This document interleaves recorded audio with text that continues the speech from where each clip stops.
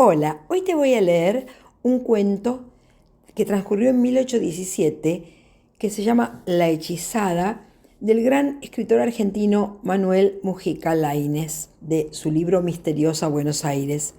Pero antes, soy Lucy, te pido que me des un like, que te suscribas a mi canal y ahora sí, arrancamos. Mi madre murió cuando éramos muy niños.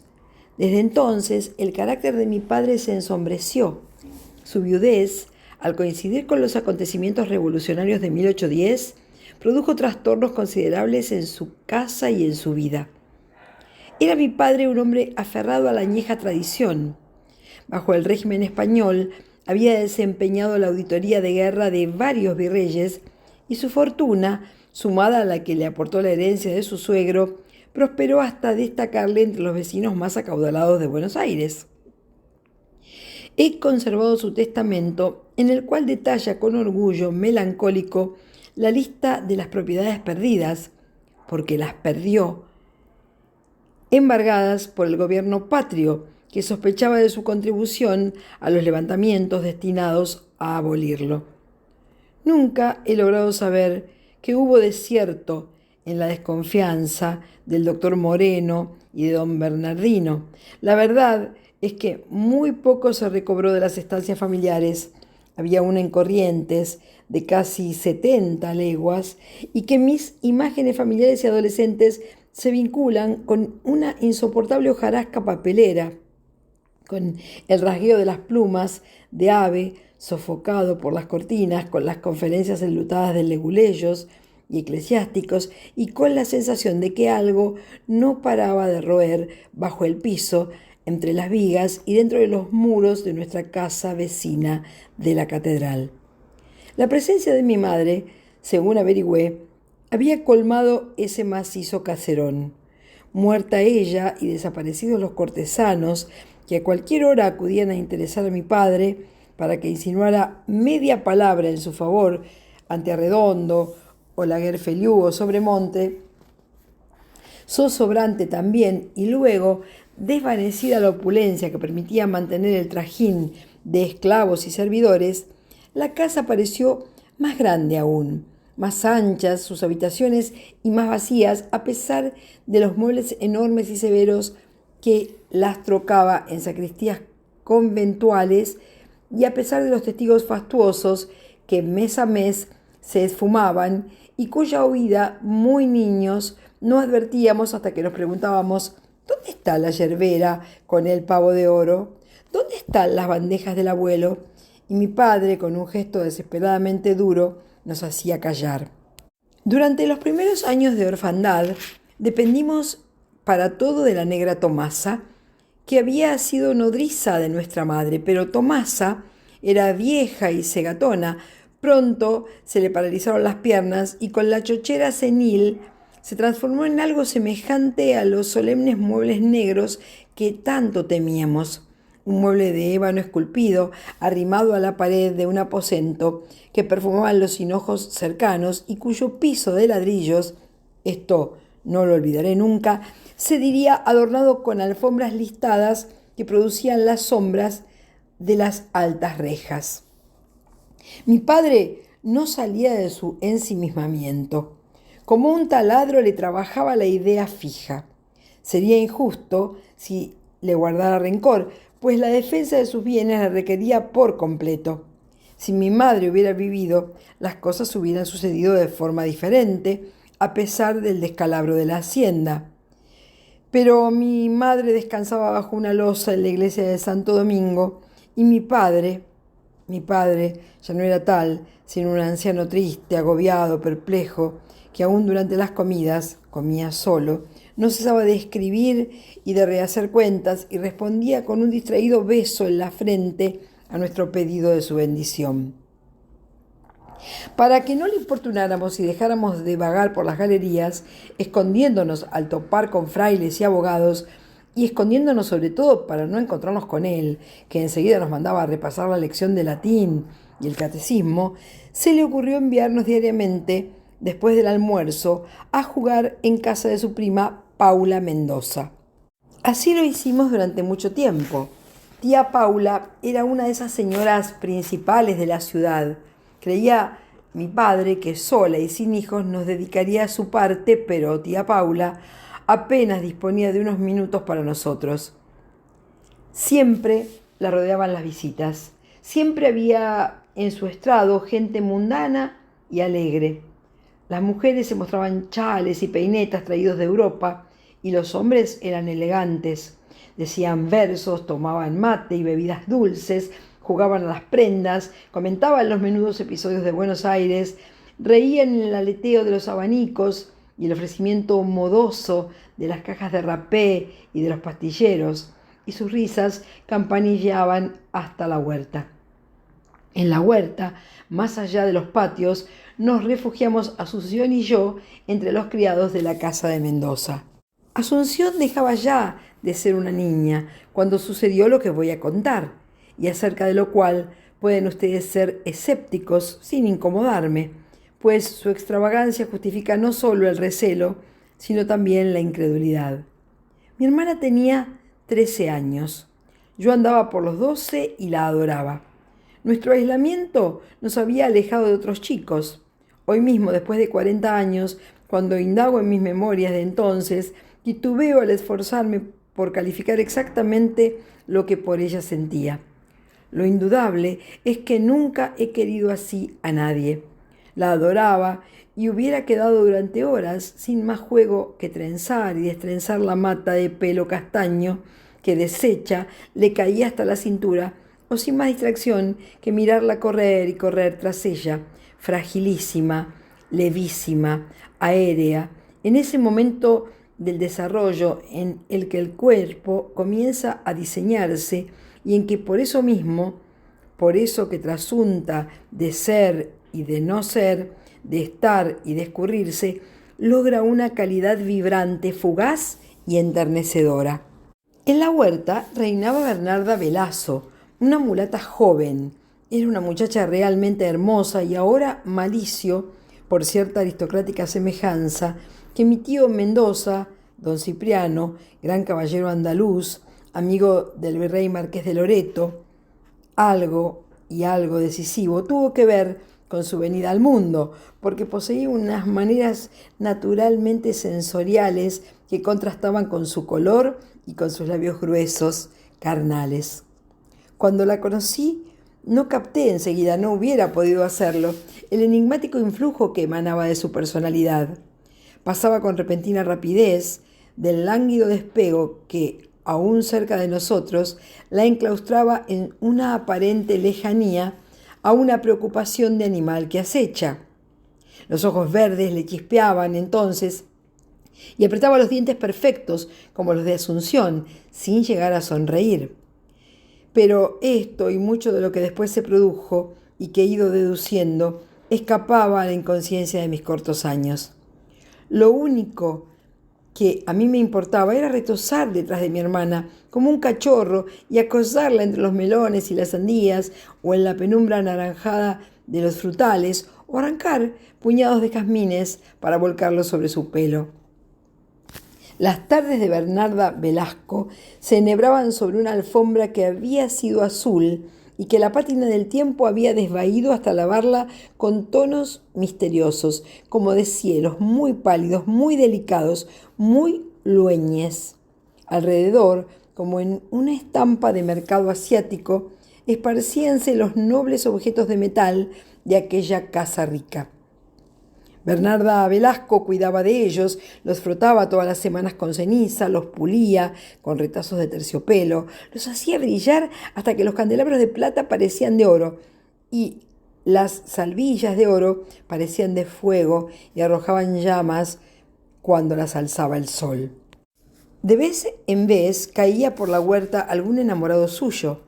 Eran, en ciertos casos, el encendedor de faroles, Sansón, a quien apodaban aquí por su extraordinaria estatura, y que, concurrente a cuanto velorio había en la ciudad, trataba de divertirla con el relato de sus lujos fúnebres. En otras ocasiones se deslizaba a través de los patios Martín, el aguatero, que dejaba la puerta del carro arrastrada por una yunta de bueyes y coronado encima del tonel, y las canecas encima de las ruedas colosales por un muñeco de trapo, su santo patrono, sujeto a una estaca. Pero la charla de los galanes no la enternecía. Bernarda se encasillaba distante, altanera, levantaba una jícara entre los dedos finos y la limpiaba suavemente, mientras los muchachos la rondaban, erguidos para que volara el garbo de sus figuras, o aparentaban no percatarse de su desdén, y estiraban a los perfiles, mitad indios y mitad gitanos, una flor en la oreja, en la mano un junco. Sería difícil precisar en qué momento Asunción empezó a apartarse de mí. Debió ser al iniciarse la primavera de 1816. Por entonces solíamos abandonar nuestras correrías y acercarnos a Bernarda para que nos contara cuentos. Nos sentábamos en la alfombra azul, rodeados por el tesoro de mates, sahumadores, palmatorias y aguamaniles, y la escuchábamos durante 1 o 2 horas fascinados por su voz musical y por el mundo que nos revelaba. Su seducción obró sobre mí al principio, como sobre mi hermana, pero al cabo de un tiempo se abrió camino en mi ánimo lentamente, poderosamente, un indefinible horror, un miedo cuya esencia luego comprendí y que me mantenía a su lado como un pájaro inmóvil sugestionado por una serpiente. No sé si esa sensación, derivada del carácter de sus relatos o de sus ojos verdes, cuyas pupilas recordaban las de ciertos animales malignos, era la causa. Sus narraciones versaban siempre sobre aparecidos, sobre ahorcados, sobre luces vagabundas, bailoteantes, en torno de los solitarios rancheríos. Las refería sin adorno, con grandes pausas, y lograba transmitir el espanto con maravilloso vigor. Pero mi angustia no se nutría tanto con ser yo un niño impresionable del terror de los monstruos evocados por ella, como de la atmósfera siniestra y simultáneamente cautivante que envolvía a Bernarda Velasco. Terminados los cuentos, cuando el aguatero o el encendedor de faroles se acercaban cimbrándose, yo me empeñaba en apartar de la mente de Asunción las fantasmagorías de la mulata, mas si bien reanudaba conmigo los juegos, la sentía apartada, inaccesible, como si me lo hubieran raptado y su alma siguiera por espectrales caminos a las visiones. Poco a poco advertí que se deshacía de mí y de los lazos que nos ataban uno a uno y se rompían. Entonces maduró en mí el temor, pues al suscitado por Bernarda, por su tenebrosa belleza y sus alucinaciones, se sumó el pánico de perder a la que quería tanto. Traté de que recobráramos nuestra vida pasada y su feliz despreocupación, diciéndole que las consejas de la mulata eran patrañas locas, pero ante su cabello había un callado encono ante la forma en que se celebró para mí, clausurando toda comprensión. Me di cuenta de cómo la había penetrado la influencia de Bernarda Velasco y de que si deseaba conservar su amistad y su cariño, debería transigir con la situación que se tornaba asfixiante. Durante semanas la acompañé en la alfombra azul, cuyo solo contacto me estremecía como el de una piel sensual. Avanzaba la primavera y las mariposas se posaban sobre las jarras y los platos repujados. De tanto en tanto, porque mi ansiedad me impulsaba a ganar a toda costa la simpatía de la mulata, yo le pasaba uno de esos objetos decorados con águilas y con escudos para que los pusiera, los puliera, y le elogiaba la destreza con que realzaba los arabescos de su cincel. Pero ella casi no respondía y yo, sentado entre ambas, sentía florecer y crisparse su aversión, que me atravesaba como un aire frío, y sentía que mi hermana la recogía también y la proyectaba sobre mí, hasta que opté por dejarlas solas en la exclusividad del dominio limitado por la alfombra cubierta de plata y oro. Oculto por el naranjal, las espiaba. Quedaba la una sentada frente a la otra larguísimo rato. Bernarda hablaba despacio, con la mirada en la vinajera o en el mate o en el tejido que proseguía con habilidad, y de repente levantaba los párpados y fijaba en Asunción sus ojos gatunos. Cuando llegaban los cortejantes, apenas correspondía a su saludo, así que un día, acaso de común acuerdo, no regresaron. Yo armaba trampas para cazar pájaros y cavaba en el jardín, pero más a menudo los celos me mantenían quieto entre la fronda atisbando. Hasta que una tarde Bernarda dejó de hablar. Desde entonces, protegidas por el tapiz que las separaba de todo, ella y mi hermana no hicieron más que mirarse, mientras las horas se desgranaban con perezoso ritmo. El pecho de Asunción pujaba bajo el vestido tenso. A partir de ese instante comenzó a producirse la inexplicable transformación. Tan sutil fue el desarrollo del proceso que jamás, aunque varié el escondite y me arrimé cuanto pude, me fue dado captar un signo de la mudanza en el segundo mismo en que ella ocurría. Pero lo cierto es que esa mudanza tenía lugar. Insensiblemente, las cejas de Asunción se curvaron en la copia del trazo de las de Bernarda, en tanto que las de ésta se alisaban y extendían como las de mi hermana. Fue luego, o antes, porque esto de la exactitud en cada evolución de la embrujada metamorfosis no lo sabría precisar, la boca de la mulata, la que pareció sumirse hasta trocarse en delgada línea, mientras que la de Asunción se redondeaba y enriquecía con el voluptuoso dibujo de los labios de Bernarda Velasco. Y luego fueron los ojos. Yo estudiaba a mi hermana en casa cuando pedíamos a mi padre la bendición y la luz de los candelabros le daba de lleno.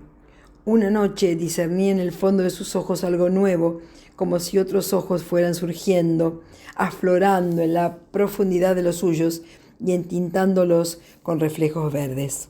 Por fin no pude más y angustiado interrogué a Asunción, pero se echó a reír de lo que le dije, con una risa ronca, extranjera, y por otra parte lo dije mal, a tropezones, pues era imposible que expresara cabalmente la idea que tenía, o sea, que Bernarda la iba devorando. O no, no es eso, tampoco es eso, pues se devoraban la una a la otra, se trasladaban la una a la otra, si tal descripción tiene sentido, en viaje de etapas inubicables. Y lo peor es que nadie se daba cuenta. Traté de hacerle comprender a mi padre, quien con un corto ademán, como si ahuyentara un moscardón, me mandó a que jugara en el patio. «¿Pero no lo ve usted?», grité exasperado por mi impotencia. Mi padre la escudriñó un instante y se encogió de hombros. «¡Qué disparate! Asunción crece, ya es una señorita. Eso es lo único que sucede. Mejor fuera que estudiaras tu latín y no te trastornaras el seso con fantasías». Mi entorpecimiento me privó del resto de confianza que mi hermana depositaba en mí. Ya no me dirigía la palabra y vivíamos el uno junto al otro como extraños. Entretanto, en la huerta de la casa de Mendoza, que el verano poblaba de abejas y de cigarras, el maleficio proseguía. Asunción empezó a dorarse, como si el reflejo del sol acumulado alrededor se transmitiera a su piel, y la mulata palidecía como si estuviera desangrando. Un día, recuerdo la fecha, fue el 26 de febrero de 1817, el capitán Mariano de Escalada acababa de entrar en Buenos Aires con noticias de haber reconquistado nuestras tropas el reino de Chile. Resolví hablar con tía Paula. Llegué al estrado tumultuoso, pero la señora no me quiso atender. Ella y sus amigos estaban absorbidos por las nuevas magníficas. En la plaza atronaban las salvas de los artilleros. A poco la sala se vació. Se encaminaban todos a la casa consistorial a ver la bandera tomada al enemigo que habían colocado en el balcón central, caída entre las nuestras enarboladas. Corrí a invitar a mi hermana para que gozáramos del espectáculo y de las músicas militares, pero ni siquiera me contestó.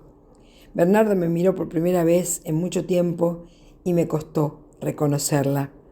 Me costó distinguir cuál de las dos era Asunción y cuál la servidora, aunque esta última, si bien no solo su rostro, sino también su cuerpo delicado correspondían a los de Asunción, debía de ser la que, con ademanes armoniosos, bruñía el marco de un pequeño espejo de plata.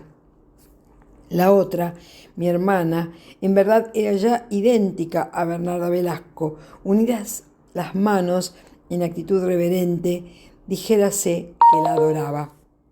Entonces me tocó asistir a la escena en la cual culminaba el hechizo. La mulata se puso de pie y tendió a mi hermana el espejo que pulía. Ésta lo tomó y reanudó la tarea iniciada por la otra, quien de nuevo, en cuclillas, juntó las manos. No me contuve y exclamé con voz quebrada: ¡Asunción! ¡Asunción! Fue Bernarda Velasco quien me dio respuesta. Bernarda, que había terminado de apoderarse de mi hermana, de trasvasarla toda a ella. ¿Qué quieres?, me interrogó ásperamente. No, tú no, mi hermana, yo soy tu hermana, Beltrán. Y entre tanto, mi hermana Asunción frotaba el marco, exornando los ángeles y medialunas sin osar mirarnos. Esa noche, cuando regresé a casa, quien me acompañó fue la mulata, lo juro. Creí que mi padre, alertado por el instinto, adivinaría confusamente el engaño y recordaría mis palabras anteriores, pero al requerir Bernarda que la bendijera, Bernarda, que ya no era Bernarda, sino Asunción, mi padre le sonrió y dijo: «¡Qué bella estás, muchacha!», y le acarició la mejilla. No dormí. Recé con atormentada congoja pidiendo ayuda al cielo. De mañana corrí a lo de Mendoza. Asunción se hallaba en la huerta, sentada en la alfombra azul, entre los metales que se caldeaban al sol del estío. «Asunción», le rogué, «Asunción», y ella rehuyó mis ojos y clavó los suyos, los ojos verdes de Bernarda, en el sahumador de oro del Marqués de Loreto, que iba cubriendo de suave ceniza.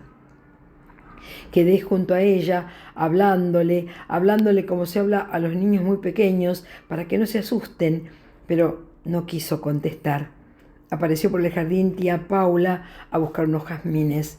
«¿Qué haces aquí tan temprano?», me preguntó, riendo detrás del velo, pues pretendía que el sol le manchaba las pecas, y añadió: «¿Te habrás enamorado de Bernarda?». Reía y cortaba los frescos jardines, y yo no sabía qué hacer. No atinaba más que a cubrirme la cara con las manos temblorosas. Por la tarde, la que había asumido los rasgos de mi hermana vino a la huerta. Ocupó su lugar en la alfombra, el lugar de Asunción, y el día transcurrió infinito. Pero al día siguiente se negó a regresar a lo de Mendoza. A mí no me replicaba, en cambio no cesaba de platicar con mi padre, y pronto advertí que lo encantaba, que lo seducía como había hecho con nosotros, y en tanto pasaba la semana letal, fue evidente que en el ánimo de mi padre se desperezaba una desazón provocada por esa hija que no era su hija, cuya hermosura le trastornaba. Mi hermana, porque volvía a la huerta solo, dejó el tejido y me preguntó con su voz distinta: «¿Y Asunción no la traes contigo?». «No mientas, bien sabes que no es Asunción, que Asunción eres tú». «¿No vendrá? ¿Estás seguro de que no vendrá?». «No vendrá, está enloqueciendo a nuestro padre». Asunción movió la cabeza negativamente y hundió las agujas en la guarda del tejido. «Te ruego que le digas que venga». Pero Bernarda rehusó hacerlo. Salí ahora mucho con mi padre. Juntos fueron al teatro de comedias y a la recepción de los estandartes traídos de Santiago de Chile y a la fiesta con Castillo de Fuego que hubo en la Plaza Mayor. Yo no me alejaba durante todo el día del Naranjal de los Mendoza. «Asunción», imploraba, «dime que tú eres Asunción», y la besaba llorando en las manos morenas. Yo era un niño de 12 años. No se me ocurría qué hacer, a quién recurrir. Las pesadillas me torturaban de noche. «¿No vendrá Asunción?», gemía mi hermana, recostándose entre la orfebrería olvidada. «Asunción eres tú». Acosado, me humillé y supliqué a Bernarda que volviera, aunque fuera una vez. Me espió con los ojos de mi hermana, en cuya hondura, como un pez veloz, en lo hondo de aquella revuelta, cruzó la chispa cruel de los otros ojos agoreros y retrocedí. «No iré nunca». Tuve que transmitir el mensaje despiadado. Asunción carecía ya de voluntad. Sus brazos pendían sobre la alfombra. A la madrugada siguiente, impulsado por un presentimiento, acudí temprano a la huerta. La hallé acurrucada sobre el tapiz. Corrí hacia ella, desparramando las fulgurantes platerías, y la abracé. Entreabrió los ojos verdes y murmuró: Beltrán, Beltrán. Di grandes voces llamando a los negros. Con ellos interrumpió destrenzada la tía Mendoza. Ha muerto, sollocé. Tenía entre los brazos el cadáver de mi hermana Asunción. Mi hermana Asunción, como había sido cuando su belleza me detenía en mitad de los juegos para sonreírle. Mi hermana Asunción, con sus ojos oscuros, sus manos blancas, sus labios finos que mojaron mis lágrimas. A Bernarda nadie la vio más. En su cuarto, en el cuarto de Asunción, descubrí que la imagen de la Virgen María había sido atravesada con 7 alfileres. Debajo de la alfombra, en el lecho, encontré unas hojas de aruera, el árbol de las brujas del litoral. Meses más tarde le pedí a mi tía que me regalara la alfombra azul. Quizá pensó que desearía guardarla en memoria de la que había muerto allí. Encendí una gran hoguera en el patio de casa. Largos años me persiguió el recuerdo de la forma encrespada cuando se erguía y se retorcían los flecos en medio de las llamas crepitantes, rugiendo como un animal de presa que se quema vivo.